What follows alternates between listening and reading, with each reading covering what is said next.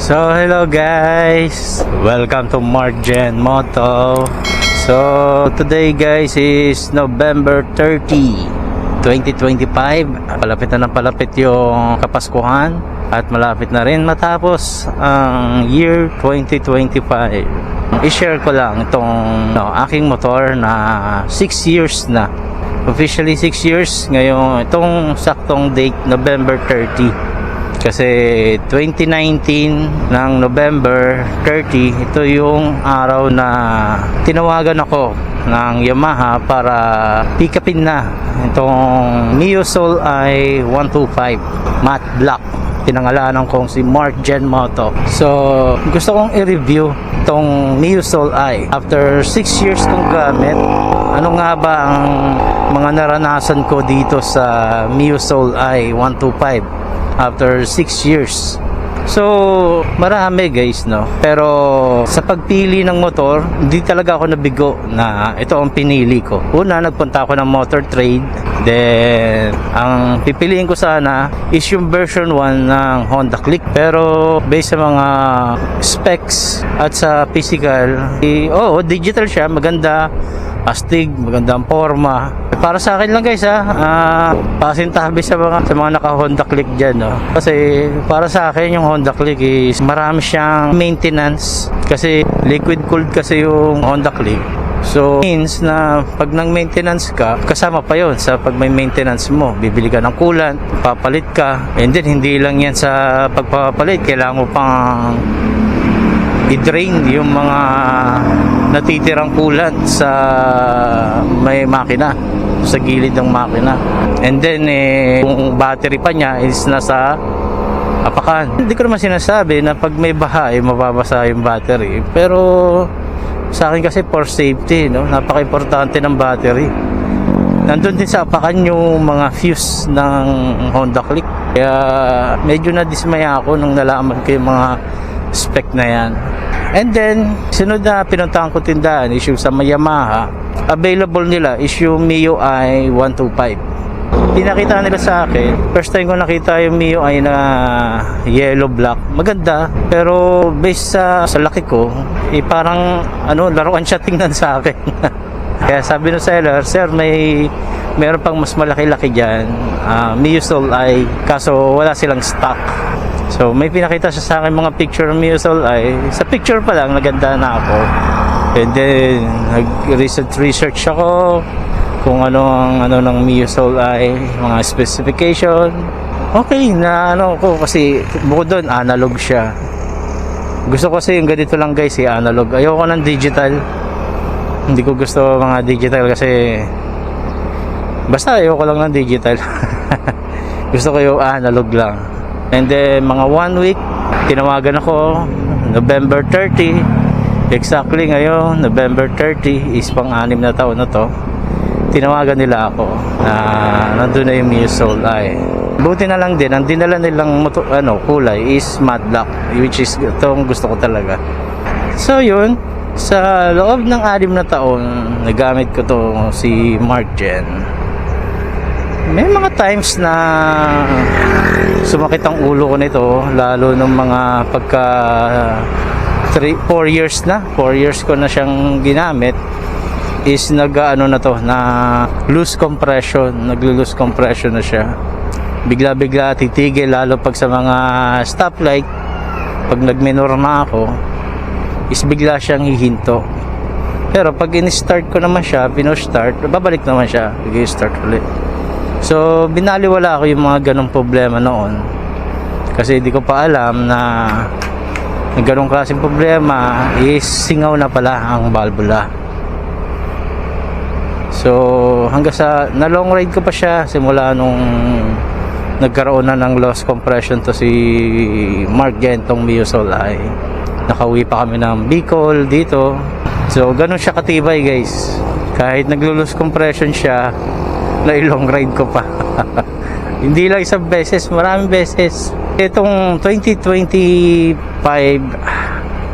doon ko lang nabuksan tong cylinder head niya. Sinilip ko yung piston, valvula,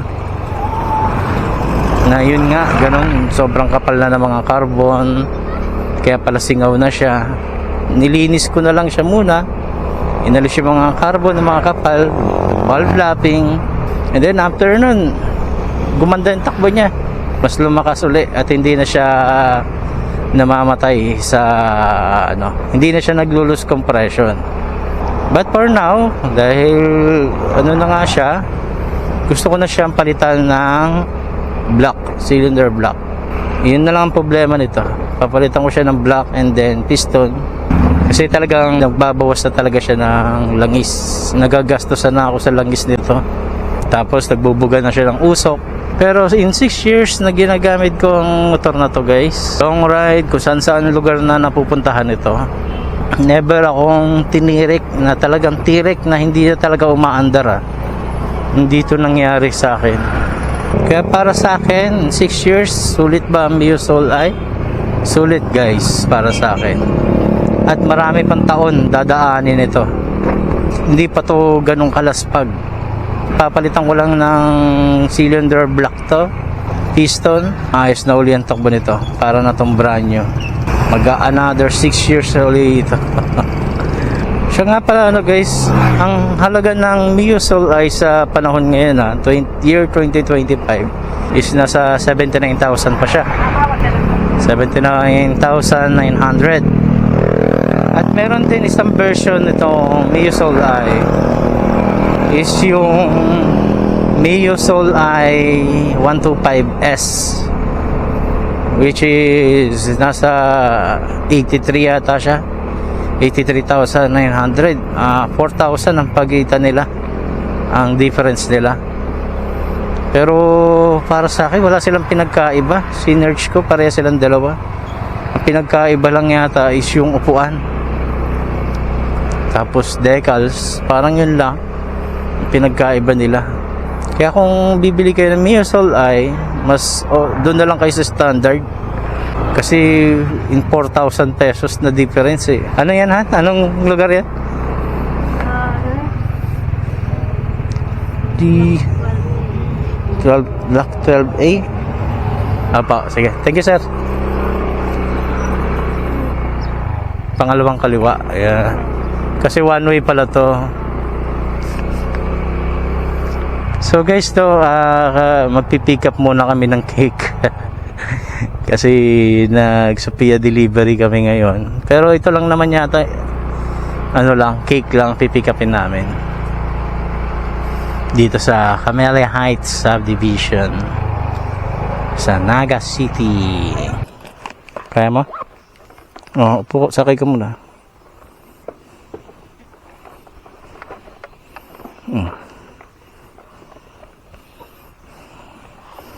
Okay, sige po ma'am. Sige po.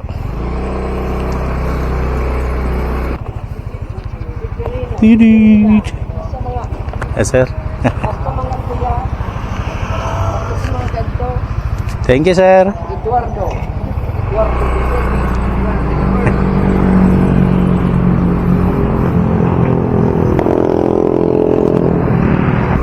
So ayun guys. Nag-pick up na namin yung cake lang. Malapit lang naman ang deliver nito guys. So yun nga, para sa akin kung kayo ay interesadong bumili na Mio Soul Eye 125 at mamimili kayo, may version kasi na isa pa na Mio Soul Eye 125S na ang difference silang dalawa ay 4,000 yung Mio Soul Eye 125S, pero pare-parehas lang sila ng guys, pare-parehas lang sila ng specs. Pero para sa akin, the best Mio Soul Eye 125, talagang sulit para sa akin. In 6 years, pakatibay ng makina nito guys.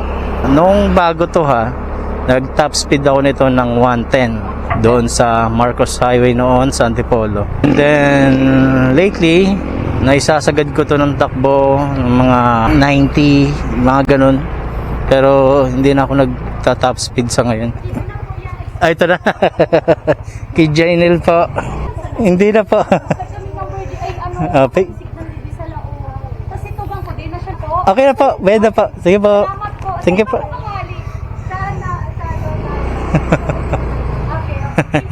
Diba?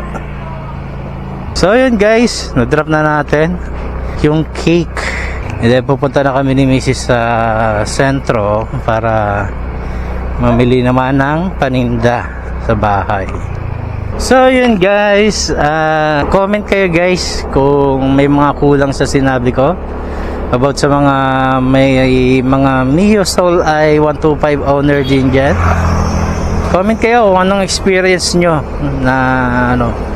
I know na mas marami pang mga may Mio Soul i 125 owner dyan na mas matagal pa kaysa sa akin, no?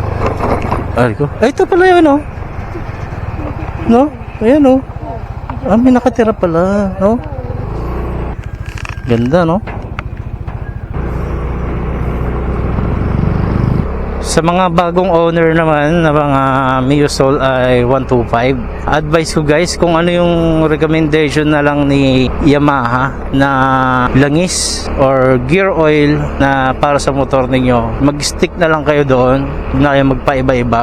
Kasi ako, isa sa pagkakamali ko na ginawa dito sa motor ko is yung langis. Nag-try ako ng, ayoko nang banggitin yung mga product. Doon nagsimula ang loss compression nitong motor ko. And then gumamit pa ako ng air filter na isa ring brand. Actually na-i-vlog ko pa yan, paglagay ko niyan. Makikita niya sa vlog. Ayoko lang banggitin kasi baka magalit sila sa akin kasi bago pa naman tayong vlogger. Pero recommended ko mag-stick na lang kayo dun sa stock. Huwag na kayong gagamit ng mga air filter na ano, yung para lumakas yung pasok ng hangin. Lalakas sa pasok ng hangin nyo, gaganda yung parang arangkada, pero yung kailangan yan sobrang maintenance kayo palagi. Siguro mga every week silip-silipin nyo na yung throttle body ninyo kasi dyan pumapasok yung hangin at dyan naiipon yung mga dumi na yan. Papasok yan sa valve, sa makina, doon sa piston, hahalo yan doon sa combustion yan, kaya dudumi. Doon nagsimula, gagasgas yan sa mga block ninyo, yung mga pinong-pinong alikabok na hindi masyadong nasala dahil sa air filter na mga ginagamit. Ang ganda dito guys, oh. Ito, nasa ano tayo guys? Lugar to na, anong lugar ba to? Lugar pa ito na Kalarayan, hindi na, no? Ganda dito guys, oh. Itong kalsada na to guys, para siyang ano, matutulad ko siya sa, mahalin tulad ko siya sa ano, sa Tayabas, Quezon.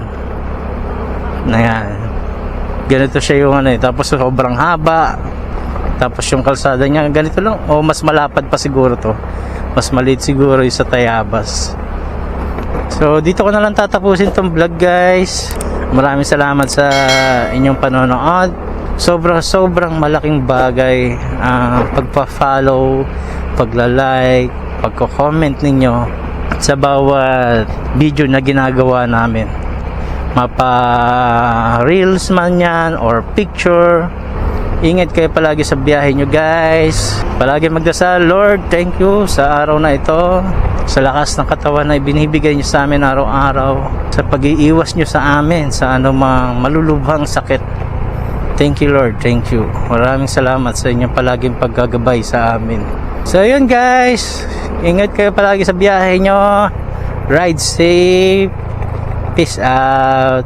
Dito na kami sa Hacienda Dinaga. Hacienda Dinaga. Sayang to. Sana buhayin ulit itong park na to.